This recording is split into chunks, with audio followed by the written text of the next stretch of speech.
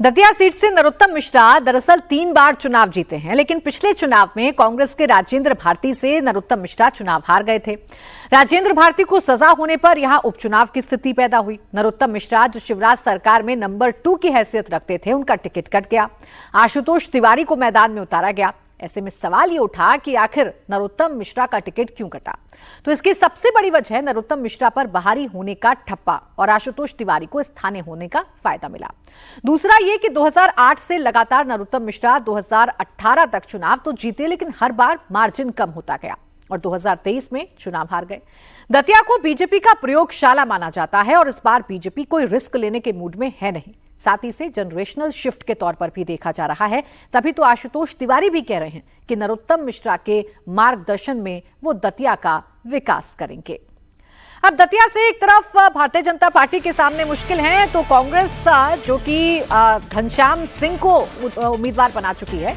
MP Congress के अध्यक्ष जीतू पटवारी कांग्रेस की जीत का दावा कर रहे हैं। उनका दावा है कि इस बार दतिया में कांग्रेस 25,000 वोट से जीतेगी।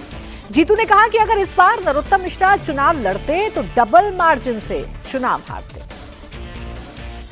मंत्री जी थे जो पिछली बार चुनाव हारे थे, अगर इस बार लड़ते तो डबल से हारते और अभी पार्टी 25,000 वोट से यहाँ चुनाव जीतेगी।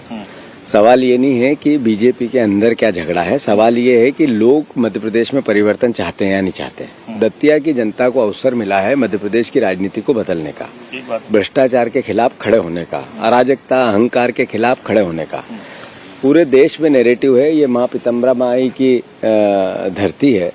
पूरे देश में एक ही भावना है कि चढ़ावे पे चोरी करने वाले लोगों को जिताएं, आस्था के साथ अत्याचार और अन्याय करने वालों को जिताएं, या आस्था की चोरी करने वालों को जिताएं, या न्याय करें।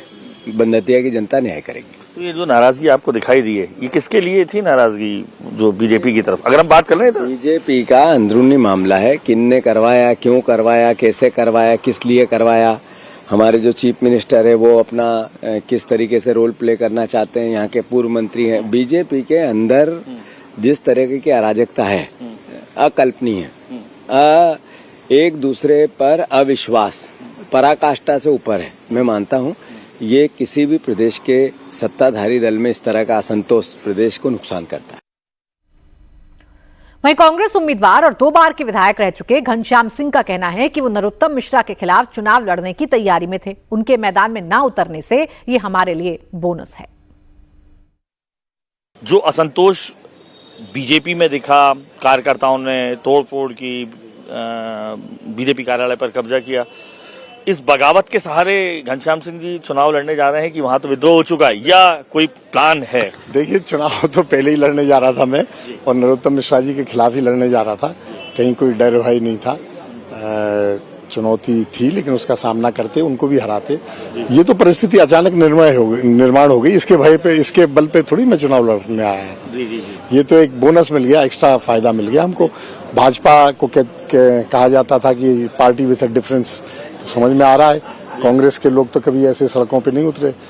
मनमुटाव भी होता है, गुटबाजी भी रहती है, हर पार्टी में रहती है, लेकिन ऐसा प्रदर्शन कांग्रेस में कभी नहीं हुआ जो भाजपा में हुआ। तो this is a party with a difference. With the difference के नरोत्तम जी लगातार 3 बार जीता, क्या हुआ था ऐसा जी?